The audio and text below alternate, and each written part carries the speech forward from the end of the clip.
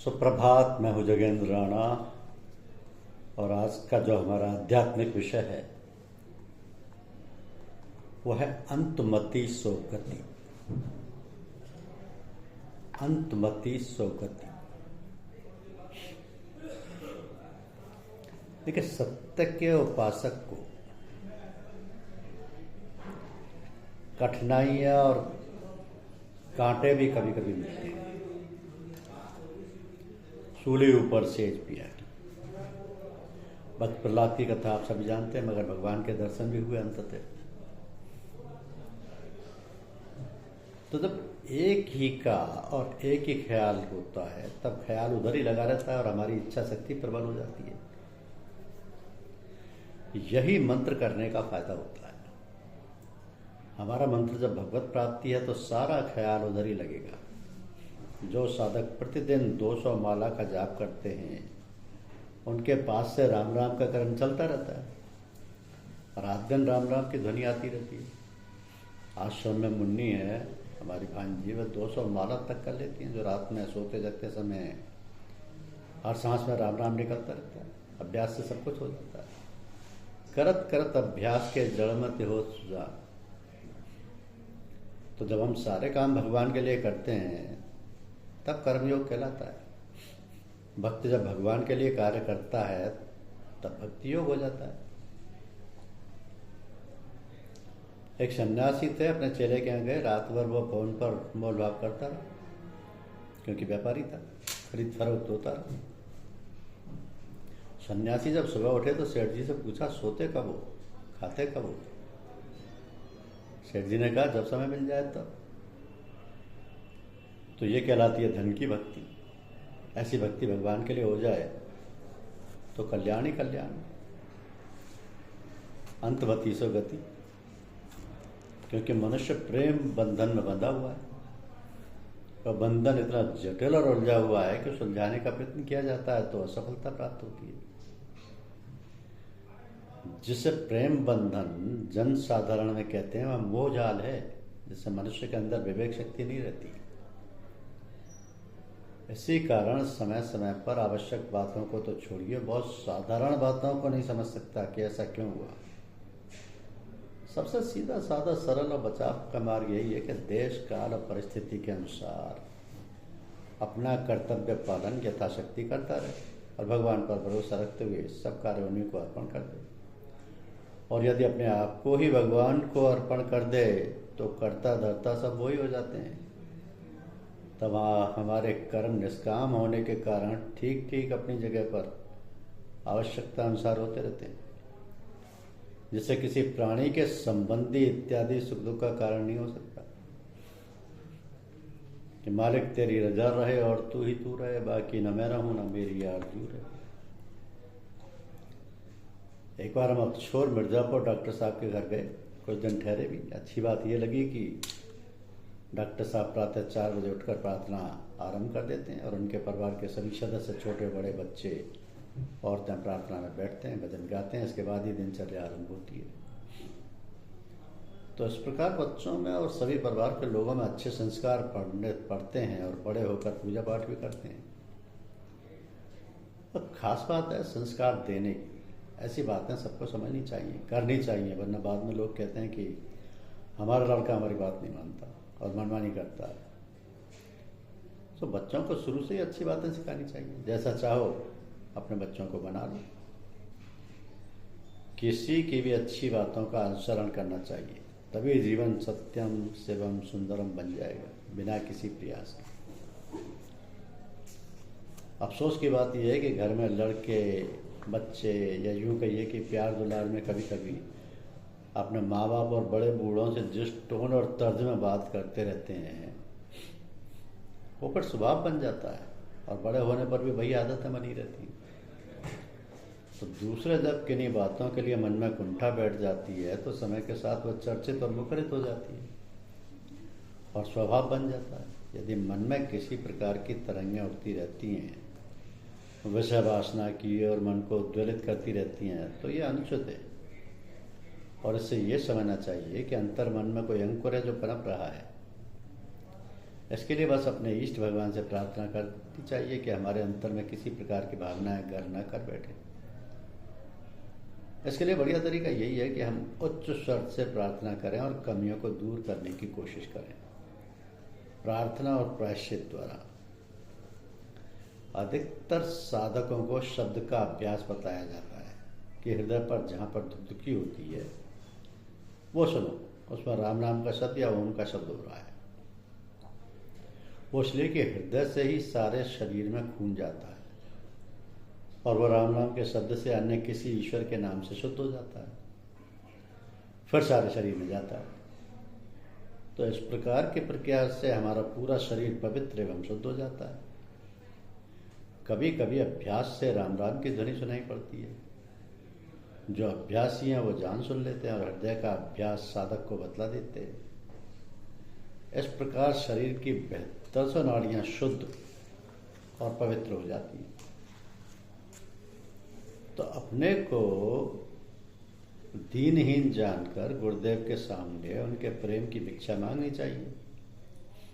नौकरी चाकरी व्यापार जो भी है, जैसा भी हो, उसी का समझकर उसी के लिए कार्य करते रहे। ऐसा ख्याल करना चाहिए कि जो कुछ हमें भगवान ने दिया है हम तो इस काबिल भी नहीं।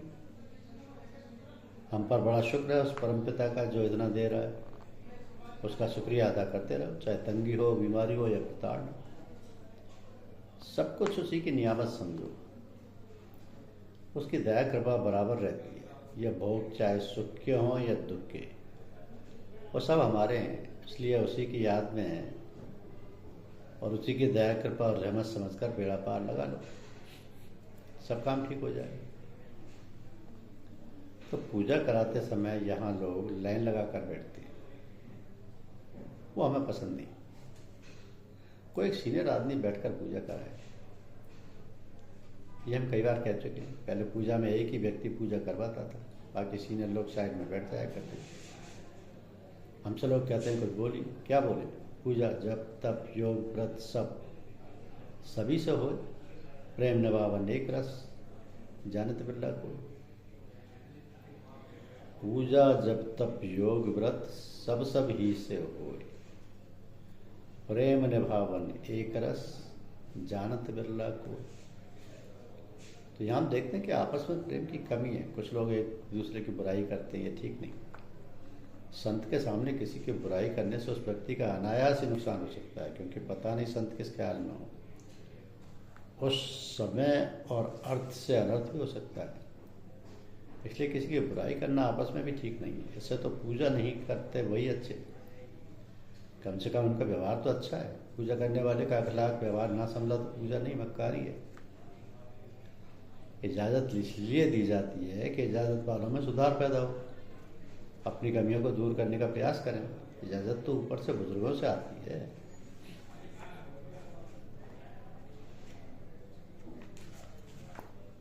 हमारी सेवा और ठाठवाठ देखकर लोगों के मुंह में पानी भर आता है। वो चाहते हैं कि उनकी भी सेवा आदि इसी भांति हो। ऐसा समझना ठीक नहीं। ये तो आप सब हमको ऐसा देख रहे हैं, हम तो केवल 2 धोती और 2 कमीज में बरसो रहे हैं, एक पहना और एक धो दिया, फिर तय कर रख दिया, फिर पहन लिया। पुराने लोग जानते हैं ये सब जो आपको दिखलाई पड़ रहा है वो हमारे पास प्रेमीजनों के व्यवहार के कारण है। जो ले आते हैं हम पहन लेते हैं, बस इतना ही। हमारे पूज्य बाबूजी की इतनी साधारण रहनी सहनी थी कि बाजार से सब्जी धोती के पल्लू में बांध कर ले आते थे। जब सत्संग में आज जाते तो पीछे जहाँ जूते चप्पल रखे होते हैं वहीं पर बैठ जाते। जब ब्रजमोहन लाल जी पूज्य चचा जी के ज्येष्ठ पुत्र की उधर दृष्टि पड़ती तो वो भाई साहब संबोधित करके उन्हें अपने पास बैठा लेते, लेकिन अगले दिन फिर बाबूजी पीछे बैठ जाते। तो हमारे बुजुर्गों का ऐसा व्यवहारिक जीवन था। हमें ये बात अपने अंदर लाते हुए विनम्रता और परस्पर प्रेम भाव लाना चाहिए। पूजा कराने वालों को हमेशा अपने इष्ट का ध्यान और उसी को सर्वोपरि समझना चाहिए। सबके लिए दुआ करते रहो। तुम किसी बात की फिक्र मत करो, अपने गुरुदेव पर पूरा पूरा भरोसा रखो। उनके बतलाए हुए मार्ग का यथाशक्ति अनुसरण करने का सतत प्रयास करते रहे। रात्रि में निद्रा की गोद में विश्राम लेने के पूर्व अपनी दिन भर की सारी बातों को सोचो। अच्छी बातों के लिए धन्यवाद और खराब बातों के लिए क्षमा मांगो, और फिर भविष्य में दोबारा वो काम ना हो ऐसी प्रतिज्ञा करो। तो ऐसा प्रतिदिन करने से एक दिन ऐसा अवश्य हो जाएगा जब तुमको सत्यम शिवम सुंदरम वाली कहावत का साक्षात रूप से पालन होता हुआ स्वयं दिखलाई पड़ने लगेगा। स्वयं दिखलाई पड़ने लगेगा।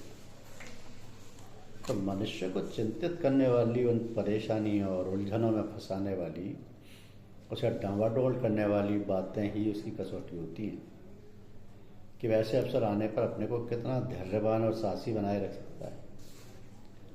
अपनी सारी बातें ऐसे समय में अपने इष्ट से कह देना चाहिए या लिख देनी चाहिए। हमारा कर्तव्य तो आज्ञा पालन का है। अपने कर्तव्य में त्रुटियां ना आने पाए ये हमें सीखना है, सब बेड़ा पार हो जाएगा। गुरुदेव खड़े हैं हाथ बढ़ाए हुए, हमको कभी गिरने नहीं देंगे। वो तो उद्धार करने को तत्पर रहते हैं, खड़े हैं हमको निहारते रहते हैं। तो पूजा में टोपी पहनने या सिर ढककर बैठने का रिवाज बहुत पुराना है। सिर ढकना या टोपी पहनना का मतलब अदब से है। तो जब हम पूजा में बैठते हैं, भंडारों में जाते हैं, वहाँ बुजुर्गों की मौजूदगी रहती है, इसलिए ऐसी जगह पर बड़े अदब से जाना चाहिए। कहते हैं अदब पहला करीना है मोहब्बत के करीनों। तो अदब टोपी या सिर ढकने से ही क्यों? इसलिए कि मन चतुष्ट में मन, बुद्धि, चित्त और अहंकार सबसे ऊपर है। कहा जाता है कि सिर पर आकर अहंकार बोलता है और अर्थ से अनर्थ कर देता है यदि नियंत्रित ना किया जाए। जब हम बड़े बुजुर्गों के पैर छूते हैं तो टोपी उनके चरणों पर रख देते हैं, यानी अपने अहंकार को समाप्त करते हैं। स्त्रियां सिर ढककर बैठती हैं, या जब बड़े बुजुर्गों के सामने आती हैं गुरुद्वारे में सब लोग सिर ढककर जाते हैं। मुसलमान खास तौर पर टोपी पहने रहते हैं नमाज के समय, तो अवश्य ये सब अदब की निशानी है। इसलिए कम से कम पूजा में सिर ढकने का रिवाज है, पुरुष हो या स्त्री, ये अदब की निशानी है सभी के प्रति। मम अहंकार हरिये हरिये। आजकल बच्चों को संभालने की बड़ी आवश्यकता है। अधिकतर लोग अपने बच्चों की पढ़ाई लिखाई अंग्रेजी स्कूलों में करवाना चाहते हैं क्योंकि वह अधिक सुविधा उपलब्ध कराई जाती है, परंतु वहाँ पश्चिमी सभ्यता का बोलबाला रहता है। मगर करा भी क्या जा सकता है, सभी तो इस दौड़ में शामिल। हमारे संस्कार तौर तरीके भी बच्चों को बतलाने की जरूरत है, वरना बच्चों में माता पिता परिवार के प्रति लगाव ना के बराबर रह जाएगा। जैसा पाश्चात्य सभ्यता में। इसलिए अपने बच्चों को भंडारों में ले जाएं, घर में प्रातः सायं बच्चों को बिठलाकर प्रार्थना करें, पूजा करें, भजन गाएं, दिनचर्या ठीक करें, बड़े लोगों के चरण स्पर्श करें, प्रातः उठकर आने वालों का सम्मान करें। बच्चों को प्यार करो मगर उन्हें बिगाड़ो ना। यही तो भविष्य के कर्णधार होंगे और बनेंगे, चाहे देश के हों या सत्संग के हों। उनके मंगल भविष्य की कामना करते रहो। दिन ऐश की घड़ियों के गुजर जाते हैं जल्दी, फिर मुसीबत आने पर वो घड़ियां मुश्किल से गुजरती हैं। क्या सुख और क्या दुख दोनों ही तो ख्याल है। ख्याल से परे हो जाओ तो कुछ भी नहीं। मालिक तेरी रजा रहे, मनुष्यता इसी को कहते हैं कि सुख दुख कुछ भी नहीं महसूस हो, वरना साधारण आदमी और साधक में क्या अंतर। यदि मुसीबत ना आए तो फिर अपने को समझें कैसे कि क्या बना और क्या तरक्की की। सुख दुख सब पर आते हैं अपने कर्मानुसार, इसमें किसी की खता नहीं, ना आपकी ना उस परमपिता परमात्मा की। हम सब अपने अपने संस्कारों के भोग रहे हैं। वो तो परमपिता परमात्मा है, हमारे पिता से भी ज़्यादा ख्याल रखने वाला। जैसे कोई पिता अपनी संतान का कोई दुख कष्ट नहीं देख सकता, उसी प्रकार परमात्मा तो हमको सभी कष्टों से छुटकारा दिलाना चाहता है। मगर हम भोगों को भोग रहे हैं अपने उचित कर्मों के कारण, अपने अनुचित कर्मों के कारण। उसकी हर बात में कल्याण का भाव छुपा रहता है। जब हमारा दिल दिमाग अपने इष्ट में रस बस जाता है, वही हमारे मन में समा जाता है, तो हमारी हालत तन्मयी हो जाती है। इसी तरह जब ईश्वर हमारे दिल दिमाग में रस बस जाए, यानी भगवान में हो जाए, यानी सिया राम में सब जग जाने वाली अवस्था हो जाए, तब सबके आगे सिर झुक जाएगा, अंतर्द्वय समाप्त हो जाएगा। तो नमन शब्द के माने हैं नमस्कार या झुकना। पूजा की प्रतिबद्धता है कि हमारा दिल दिमाग कितना रंग गया है अपने इष्ट में, और इष्ट के प्रति कितना प्रेम बढ़ा है। हर एक आदमी इष्ट रूप में दिखाई देना चाहिए, और यदि यह नहीं हुआ तो मतलब है कि अभी रंग नहीं चढ़ा। तो संत महात्मा सबको समान रूप से प्रेम करते हैं। उसका यही कारण है कि वह सब में ईश्वर का ही रूप देखते हैं, तो फिर नफरत कहाँ है। इसलिए सबको यही लगता है कि हमारा इष्ट हमको ही सबसे अधिक प्रेम करता है। इसलिए कहते हैं God made man in his own image. धन्यवाद। ओम हरि।